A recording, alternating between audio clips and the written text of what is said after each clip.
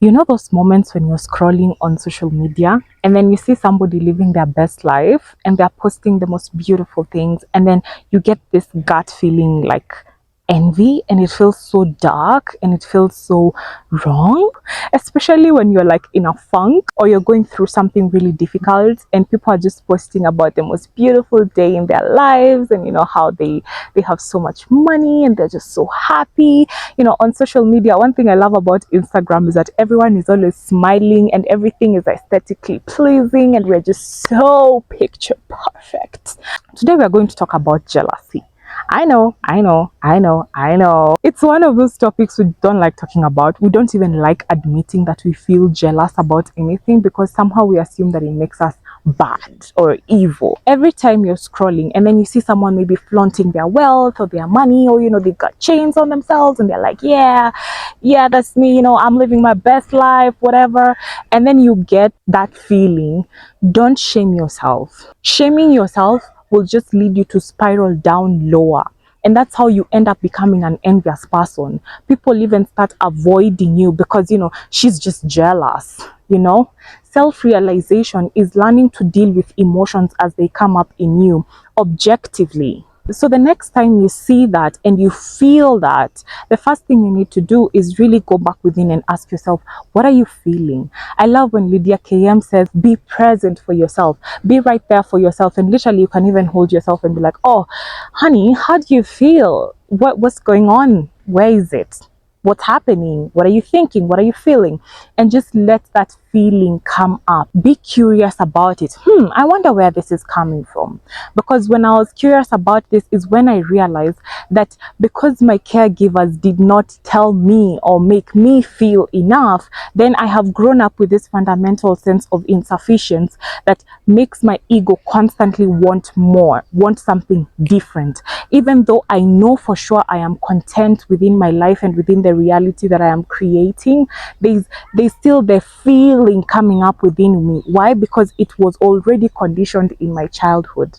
Also, when you get curious about this feeling, you start to realize that it's coming from a scarcity mentality. That somewhere in your heart, somewhere in your subconscious mind, you believe that you cannot do what this other person did. Because there are many times I'm also scrolling on the same social media and I come across Oprah, the Wizard Liz, Recent Kwan, and so many other people who I look at as a source of inspiration. They walked up the same ladder I'm going and they got there. So if they could do it, then it's possible for me. Now that's an abundance mentality. But if seeing someone living their best life makes you squirm with jealousy, it does not necessarily mean that you're an evil person or a bad person. It does not mean that. You only become evil if you keep suppressing that emotion, because you cannot hold a balloon underwater. You know, have you ever tried to hold a balloon underwater? It takes so much force and so much energy and so much strength. That's you trying to suppress the emotion, and then you become mean and you become cruel to other people. This is also something I have learned through my own reality. The scarcity mentality is telling you that just because somebody else did it, you can't do it also. And maybe in your childhood, you will find that there was someone who was constantly telling you, you know what, you can't do this. When you tell them, you know, I dream of being a superstar, they're like, no, what the fuck do you think you are? You'll never be able to do that. And so you believe that. Getting curious about your emotions is a very huge part of self-realization, because your emotions are always trying to tell you something. If you continue to feel envious and jealous unconsciously, what tends to happen is this emotion creates your reality.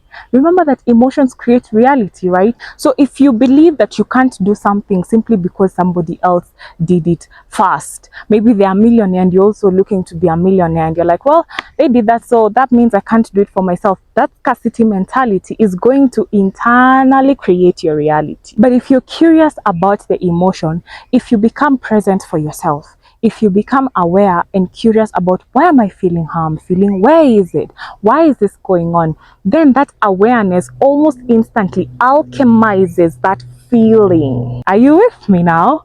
So when you alchemize that feeling, because the heart center is an alchemist, then you're able to create from a place of love. That raw emotion you experienced, once you're able to be present for yourself, it alchemizes and it changes into something more beautiful, and therefore you end up creating a better reality for yourself. This is a very common feeling.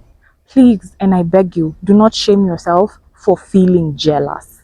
The ego has this constant sense of insufficiency, and it's only normal, almost healthy, to experience jealousy when you see something you want. What is not healthy is suppressing that feeling, because then when you suppress it, the balloon, again, it's either gonna burst or you're going to spend so much of your energy just trying and trying to hold it down.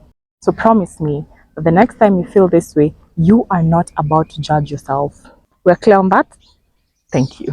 You can transmit so many of your emotions this way by just getting curious of them and remaining aware and just watching the energy move through your body. I love you so much, and I will see you on the next one. Mwah. Bye. Oh my God, I love you so much.